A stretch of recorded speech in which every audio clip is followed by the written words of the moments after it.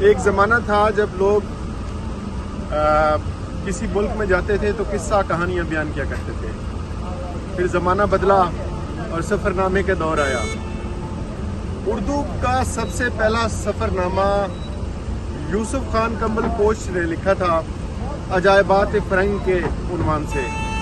یوسف خان کمبل پوش جب انگلستان میں گئے تو وہاں کے رسم و رواج کے بارے میں انہوں نے اردو کا پہلا جو سفر نامہ تھا وہ قلم بند کیا. سفر نامے کو بام عروج تک پہنچایا مستنصر حسین تارڑ نے، اور کچھ عرصے کے بعد جب وقت نے ایک اور کروٹ لی تو ویلاگنگ کی بات آئی. اب اگر آپ کسی باہر کے ملک کا وزٹ کرتے ہیں تو ویلاگز کے ذریعے اپنے ٹریولاگز بناتے ہیں اور دنیا تک پہنچاتے ہیں.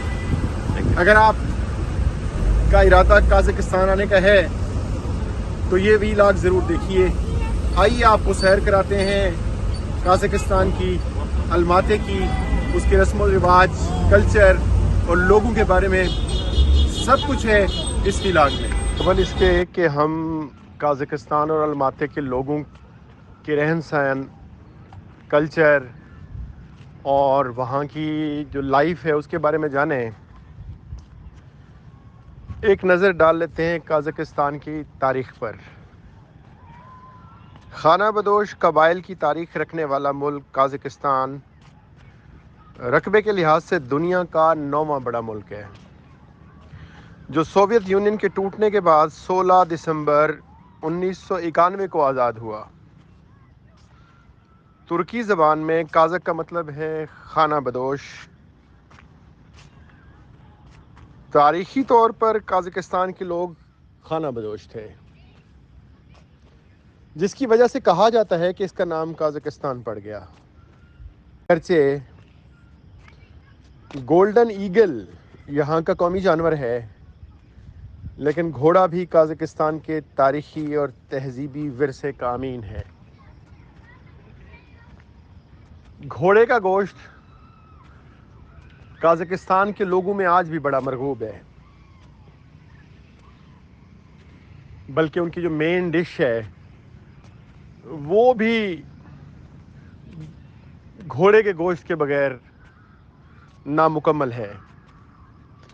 ایک مشہور قازق کہاوت ہے کہ گھوڑے کے بغیر آدمی اس پرندے کی طرح ہے جس کے پر نہ ہوں. کیپٹل اس کا آستانہ ہے جو 1997 میں بنا، جبکہ آزادی کے بعد الماتے اس کا پہلا کیپٹل تھا.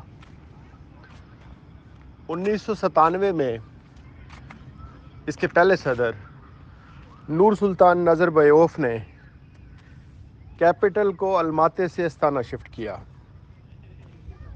یہاں کی نیشنل ڈش بیش بار مارک ہے. بیش بار مارک، جس میں گھوڑے کے ساتھ ساتھ بکرے کا گوشت بھی استعمال کیا جاتا ہے، اور معدنی وسائل سے مالا مال قازقستان سینٹرل ایشیا کی سب سے بڑی مضبوط معیشت ہے. قدرتی وسائل میں آئل اور قدرتی گیس اس کی بڑی پیداوار ہے. آپ اندازہ کریں کہ پاکستان کا رقبہ 7,96,096 مربع کلومیٹر ہے، جبکہ قازقستان کا رقبہ 27,24,900 مربع کلومیٹر ہے. جبکہ قازقستان کی کل آبادی محض 2 کروڑ سے کچھ کم ہے، اور یہ آبادی کے لحاظ سے دنیا کا 64واں بڑا ملک ہے. 64واں. اس کا رینک ہے 64th. آبادی میں 70% سے زیادہ مسلمان ہیں اور 26% کے قریب آرتھوڈاکس کرسچنز ہیں. یہ رشین کرسچنز ہیں بیسیکلی. اسلام یہاں کا اکثریتی مذہب تب بنا جب 6 صدی میں یہاں ترکوں کا غلبہ ہوا، اور آبادی کی جو اکثریتی ساخت ہے وہ اربن ہے. زیادہ تر لوگ شہروں میں رہتے ہیں. الماتے، استانا، شیمکنٹ، اکتاؤ، اکتوبے، تراز اور آسکیمین اس کے بڑے بڑے شہر ہیں۔ قازقستان کو کوئی سمندر نہیں لگتا اور یہ دنیا کا سب سے بڑا لینڈ لاکڈ کنٹری ہے۔ 83% پیپل آف قازق جو ہیں وہ قازق زبان بولتے ہیں، لیکن آبادی کا ایک کثیر حصہ رشین زبان بھی سمجھتا ہے۔ آپ یہ سن کر حیران ہوں گے کہ قازقستان کا لٹریسی ریٹ 99.8% ہے، یعنی کہ آلموسٹ 100%۔ انتظامی طور پر اسے 14 صوبوں میں تقسیم کیا گیا ہے اور 2 اس کے آستانہ اور الماتے جو پروونسز ہیں وہ اس کے علاوہ ہیں۔ اس کا 70% رقبہ جو ہے وہ زرعی ہے، گندم، مکئی، سن فلاور، پیاز، ٹماٹر، خربوزہ، تربوز اور سیب ملک کی سب سے بڑی فصلیں ہیں۔ الماتے کا مطلب بھی بگ ایپل ہے اور کہا جاتا ہے کہ کچھ عرصہ پہلے تک الماتے میں سیب کے بہت بڑے باغات تھے، اگرچہ اب بھی الماتے سیب جو ہے الماتے میں بکثرت ہے، لیکن کچھ عرصہ پہلے تک اس سے بھی زیادہ تھا۔ اور جو کرنسی ہے قازق کی وہ ہے ٹینگے، اگرچہ یہ دکھنے میں بڑی کمزور کرنسی ہے، لیکن ان کا جو ایک پر کیپیٹا ہے وہ بہت زیادہ ہے، لوگ بہت خوشحال ہیں، مطلب ان کو کوئی فرق نہیں پڑتا جو ایک مہنگائی ہے یا جو مہنگی مہنگی چیزیں ہیں یہ افورڈ کر لیتے ہیں، لیونگ ان کی بڑی شاندار ہے۔ اور $1 جو ہے اس میں ملتے ہیں 458 قازق ٹینگے $1 میں۔ پاکستان سے تھوڑی سی نیچے ہے، لیکن چونکہ پر کیپیٹا بہت زیادہ ہے تو اس لیے لوگ بڑے خوشحال ہیں اور پاکستان کی نسبت بہت ایک اچھی لائف گزار رہے ہیں۔ وہاں پہ آپ کو کوئی غریب نہیں ملتا، مطلب آپ وہاں پہ جائیں تو آپ بھکاری ڈھونڈتے ڈھونڈتے تھک جائیں گے، شاید کوئی 2-4 بھکاری یا مانگنے والے ہم نے دیکھے ہیں جو گرین مارکیٹ میں ہمیں ملے ہیں، وہ بھی خواتین تھیں اور بہت چند 2-4 ہی تھے، زیادہ بھکاری نہیں دیکھے میں نے تو، ایٹ لیسٹ نہیں دیکھے وہاں پہ۔ اور یا پھر کچھ 2-4 بچے میں نے دیکھے ہیں پورے کوئی 1 ہفتے کے سٹے میں 2-4 بچے ملے ہیں، ورنہ آپ کو بھکاری نظر نہیں آتے، وہاں پہ بڑے اسٹرانگ قسم کے لوگ ہیں۔ مطلب آپ اندازہ کریں ان کی معیشت کی اسٹرینتھ کا کہ ان کی جو پر کیپیٹا انکم ہے وہ $11,484 ہے، $11,484، جبکہ پاکستان کی $1,597 ہے اور انڈیا کی 2,085۔ آپ یہاں سے کمپیریزن کریں کہ کتنے خوشحال لوگ ہیں وہ۔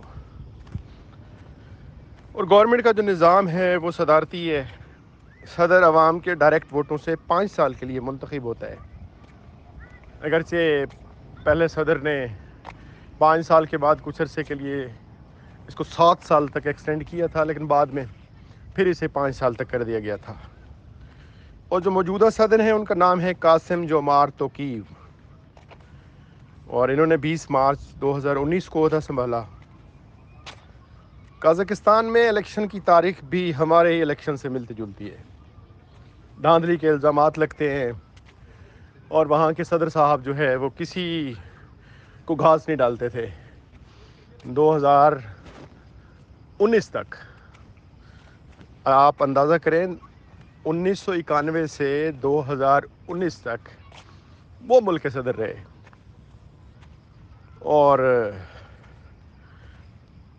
وہ جو صدر صاحب تھے وہ سرکاری طور پر آزادی ابھی ڈکلیئر نہیں ہوئی تھی، اسے 2 مہینے پہلے ہی وہ الیکشن ہوئے اور اس میں 98.8% ووٹ لے کر 5 سال کے لیے منتخب قرار دیے گئے، آلموسٹ 99%۔ جب ان کے واحد جو مخالف امیدوار تھے انہوں نے 0.1% ووٹ لیے، 0.1% اونلی. اس کے بعد پھر صدر نظر بایوف نے کبھی الیکشن نہیں کرائے، مطلب الیکشن تو کرائے ہیں لیکن وہ بس ایسے ہی انہوں نے رسم پوری کی ہے، فارمیلٹی الیکشن تھی.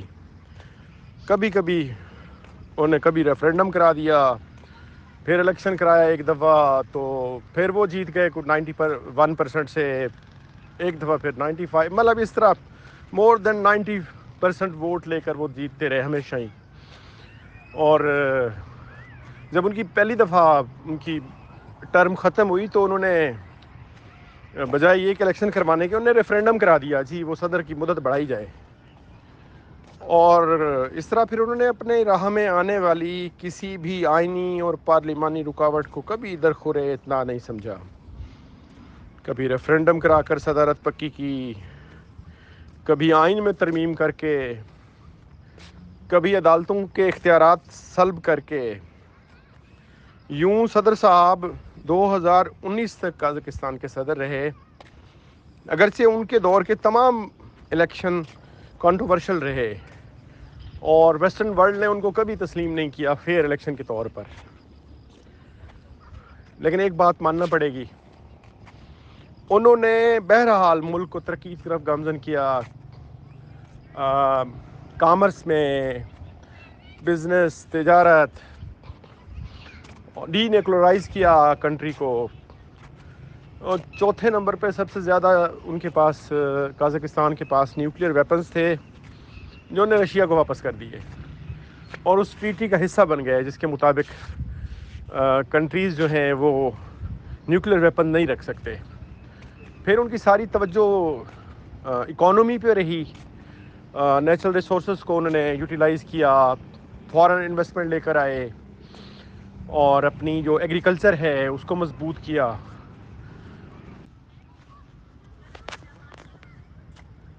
یہ ہے آج کا قازقستان. سینٹرل ایشین اسٹیٹس میں شاندار ترقی کا استعارہ، خوبصورت لوگوں کا خوبصورت ملک قازقستان.